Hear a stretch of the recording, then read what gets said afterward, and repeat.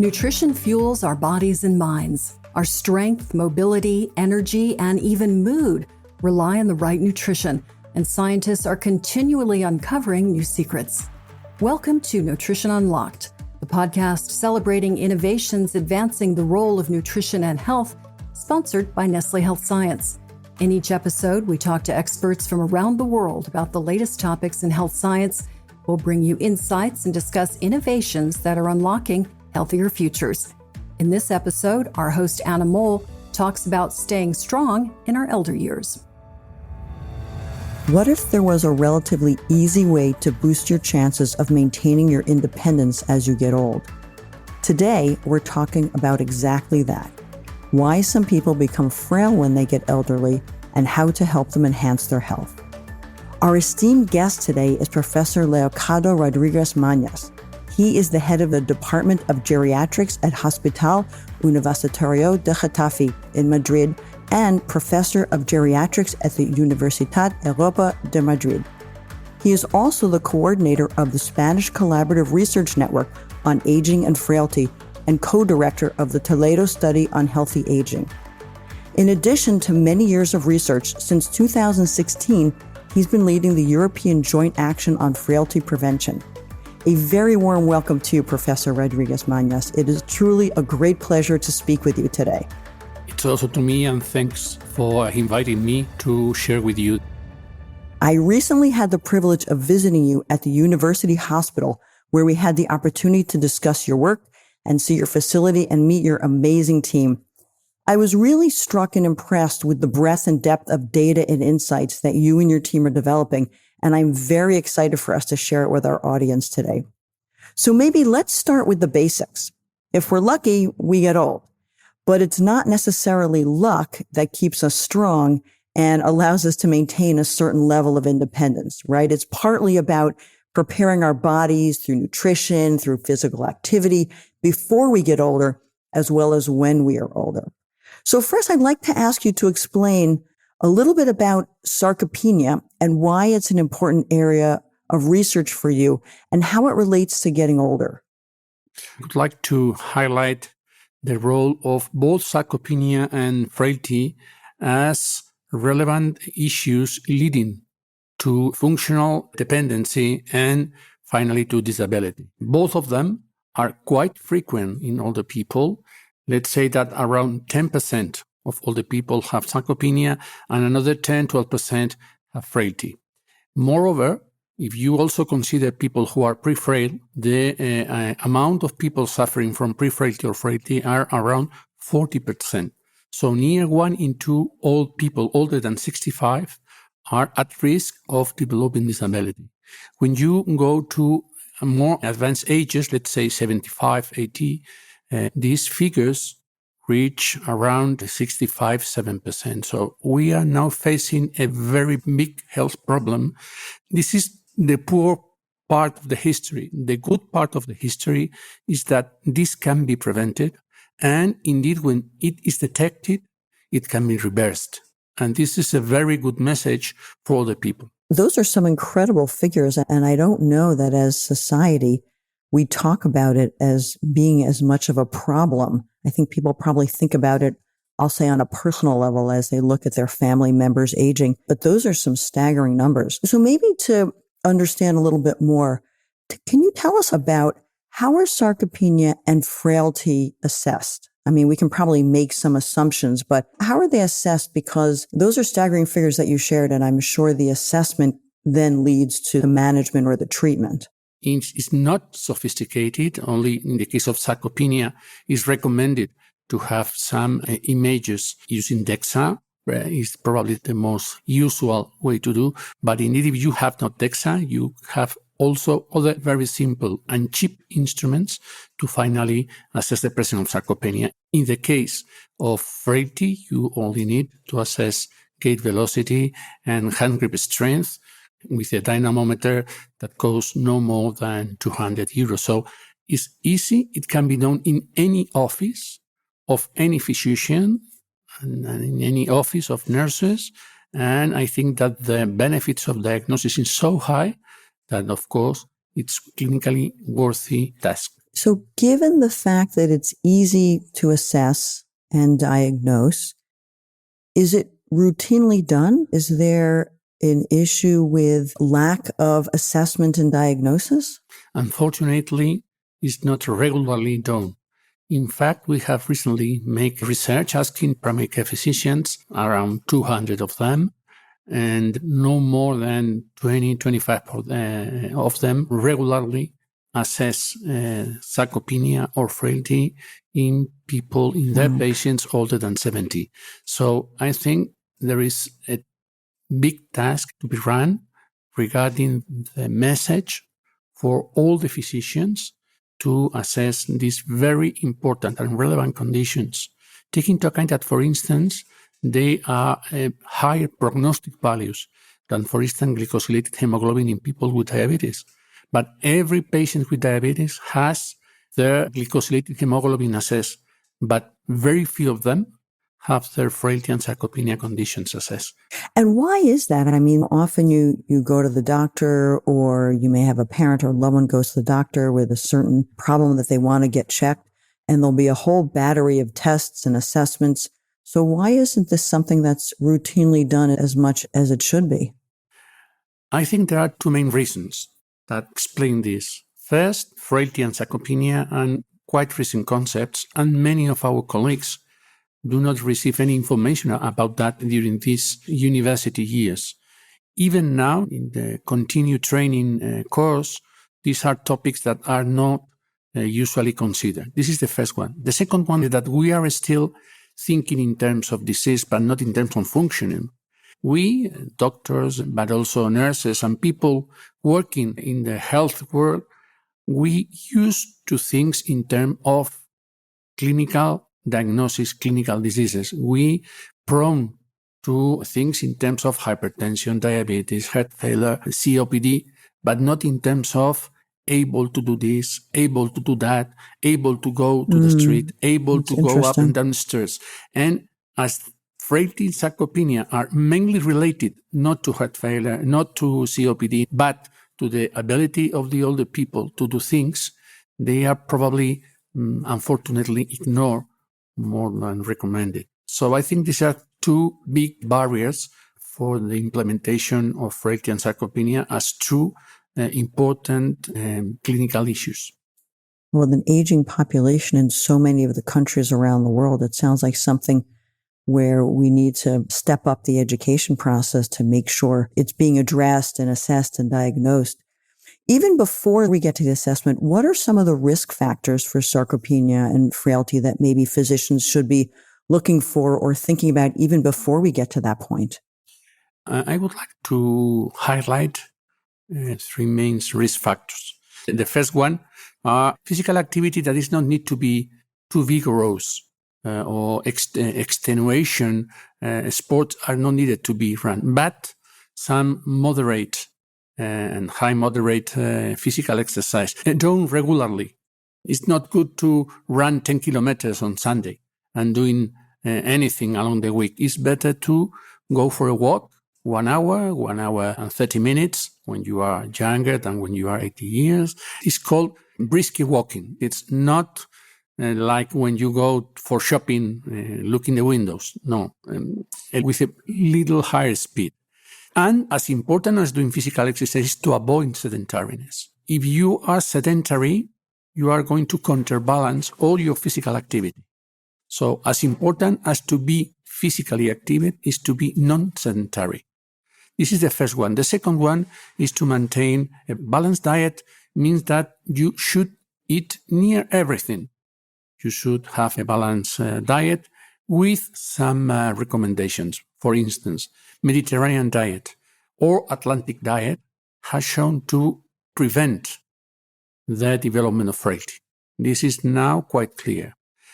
In addition to this diet, some components of the diet has been shown to be more related to this avoiding of frailty. For instance, to eat beta-carotenes or in a moderate way, wine, red wine mainly, but also other wine. Also, olive virgin oil are also recommended. Eating fish is also recommended. Regarding proteins, there is some controversies. But it's quite clear that eating proteins, mainly those from vegetable origin or from fishes, seems also to protect against frailty. And finally, the third component of lifestyle is to avoid, of course, risky behaviors. The first one, no smoking. Always is the time for quitting smoking. Always. Indeed, when you are 90 years old, if you quit smoking, you are going to experience benefits for your health. The second component is some chronic diseases, not any disease, but chronic diseases, mainly diabetes, heart failure, ischemic heart disease, COPDs, cognitive impairment is also contributing, and osteoarthritis. These 6 chronic diseases are related in 90% of the cases of frailty. And the third one is to maintain social relationships. Now we know that social isolation is a risk factor not only when you are 72, but also when you are 45 or 50. Social isolation is a risk factor for developing frailty. Oh, that's really interesting. Thank you. Some of these, in some ways, they sound very, I'll call it basic and foundational, right? Like when you're growing up, your mom tells you, your dad tells you, eat a balanced diet, eat your vegetables, make sure you're eating protein, get out and get some exercise, go run around in the backyard, no smoking, don't drink. I'm not sure they tell us to drink red wine, but maybe that'll start to come into play more. But it's as easy and difficult as that, right? Because there's a level of discipline that's required around all of this. Not so difficult. Recently, I attended a meeting, and there was a person who was an expert in social behaviors, and he noted to us that this way of doing things are learned for all of us when we are 10, 15, 20 years. And so in many cases, it's a problem of how we educate to the next generations. If we educate them in healthy diet, in healthy lifestyle, in doing right things, probably it will be easier than when they arrive to, let's say, 50, 60, 70s. They probably are going to have a better health status than we are going to have when we reach those ages. It's not so difficult. It's not easy. But if we take the task of promoting this kind of things, probably we will be successful. Yeah, I think that's very well said. They're not complicated concepts, but the difficulty can be in the education and in people actually following it for the longevity of their life. Because I think, unfortunately, we know that our society is becoming more sedentary. People are eating less balanced food. There's a higher prevalence, as you already mentioned, around obesity and diabetes and all of these things. Some of it's related to genetics, of course, but a lot of it is also related to lifestyle. Mainly is due to environment and behavior. You have mentioned genetics, but we have the same genetics of our fathers and grandfathers. In 2 generations, the genetics have not changed. In the generation of our grandfathers, obesity was absolutely exceptional. And now obesity, this is quite demonstration that these are civilization-linked diseases. This is good because this offers an opportunity for intervention. If these problems were genetically based, nothing to do, or near nothing to do. But fortunately, these are things that are coming with behaviors. And so we can change these behaviors in order to provide, to recommend, to reinforce the needs for healthy behaviors. And I'm pretty sure that it can be done. That to me is a very positive and motivating message, right? There's a big problem that we have, but it's in our hands to make change and to lead change and to make improvements. So if I think about that on a very concrete level, many of us have aging parents. What can we do to encourage them to keep up their strength and mobility? What kind of practical advice would you give to them or give to us that we can then share and encourage with our parents? In the case of older people, it's very, very important to at least have 45 minutes, 1 hour time for walking with very comfortable shoes in a safe surface in the streets that were without any problems. Diminish the time in front of the TV to provide a balanced diet. Taking into account that many of them have some problem for mastication, they have problems with the teeth, that the taste is not the same when you are 80 than when you are 20. For instance, the feeling of salty is lost. But this is why people used to add some salt to the food they eat. It's because they have lost. But by opposite, they retain the sweet, tasty. And this is why they like so much sweets and cakes and things like that. In this regard, ESPEN has recently released a guideline about nutrients and water in older people, and rules provided by ESPEN on how to eat when you are old. Take care for your chronic conditions, for your chronic diseases, to control them, but again, not in an exhaustive way. And then, very important, maintain your social relationships. We do know that people that is maintaining their social context, their social relationships, stay for longer in a good mood and in a good quality of life and in a good functional status. This is very important. You can go to do things. You can have your own routines. You can have your own obligations. And this is very important for maintaining you as contributing member of your society. And this is very important because indeed for doing physical exercise, I'm going for a walk. It's very boring. But if I go for the newspaper or if I go to do anything in the shop, I am walking. But I am not going only for walk, but I am walking to do some things. Yeah, I think that's an excellent point. I think it's easy to think about the nutrition, the exercise, the activity, but that social connectivity, which I guess in my mind is also related to that. To your point, going for a walk might be dull. But if you pick up a friend or a spouse and you say, hey, let's go for a walk, you're kind of doing both. Or let's have a meal together, and you make sure that you're eating the right balance and maybe a glass of red wine, as you mentioned, to top off the meal. I think that's a really important message. I wonder if it sometimes gets overlooked. Probably it's not very, I used to say sophisticated, that people is attracted by sophisticated it's perhaps, things. It doesn't feel scientific. Yeah, exactly. Yeah. So it looks so easy that people does not take this into account. But it's very important. You know that somebody defined geriatrics as the specialty of little things. I like that a lot. And this is true. We spend our time taking care for little things, apparently no important little things. But at the end of the day, they are responsible for big things. Yeah, and the combination of them become big things. I know there have been a lot of studies on what people are afraid of as they age. And often the biggest fear that is cited is losing independence. Yeah. And a lot of that has to do with losing mobility or maybe cognitive function.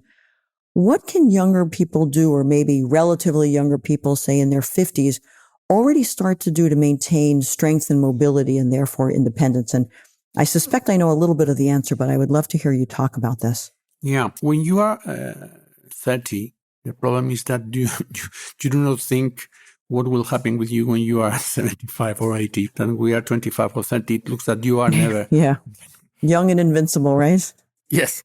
But when you are 40 and 50, you start to feel some things, some very subtle things. And probably this is the time for taking consciousness about the importance of these kind of things. And what should I do? You should do exactly the same things that we have talked previously. Have a healthy lifestyle, of course, without mortification. A friend of mine used to say that you must be moderate, indeed, in your moderation. Sure. Sometimes you can make something immoderate, but it's good to have a good nutrition habits. It's very important, and this is in the middle age of time, to avoid toxic habits. Of course, smoking, but also illicit drugs, or taking more pills than recommended, things like that. Drinking not only 1 or 2 glasses of wine, but 2 bottles per day. This is a very unhealthy behavior. These kind of things should be strictly avoided. And also, it's very important to detect some early changes in your physical fitness, in your mood, in your cognition, but also in your diseases, mainly those related to obesity, like diabetes, like hypertension, like hypercholesterolemia, arthritis of the knees and hips. These kind of things can be in some way monitored when you are 50. And of course, maintain or retain your social networks that will be very important for you in 10, 15 years. Yes, that is excellent advice. And this whole discussion, I've been taking a lot of notes here myself, a lot of excellent advice. You know, one of the things that really struck me when I had the opportunity to visit you in Madrid is you shared with us a fascinating study that you've been running with multiple cohorts over many years that has given you great insight into aging during the different decades, 60s, 70s, 80s, et cetera. And I was wondering if you could tell us a little bit about that and maybe some of the big learnings or surprises from this ongoing study. I'm sure some of the guidance, advice, risk factors have come out of the study. I was wondering if there was anything else that might be interesting to share. Well, in this big cohort study called Toledo Study of Healthy Aging that started 11 years ago, of course, one of the things we knew, but we have also observed, is that when you are studying what happened in people older than 65, 75, is that your cohort experience attrition is the polite way of telling that people is dying. This has given to us the opportunity to refresh the cohorts, and we have refreshed the cohort by the youngest part of the cohort, but also 6-7 years ago from the oldest part of the cohorts, oversampling people older than 90. And this has given to us the opportunity to assess many things in people who are very old. And probably the first conclusion is that not all the older people are in the same frame. Mm-hmm. Nothing is so different to a people older than 80 than to other person of 80. The heterogeneity in older people is very high. And this is also true for what we call young old people in comparison with old people, because there are striking differences between affecting indeed how they look their lives, which are their expectations, what are their priorities, what they are interested in. And indeed, when you are old, it's not the same when you are 65 or 70 than when you are 85 or 90. We have also shown that there is, how can I say,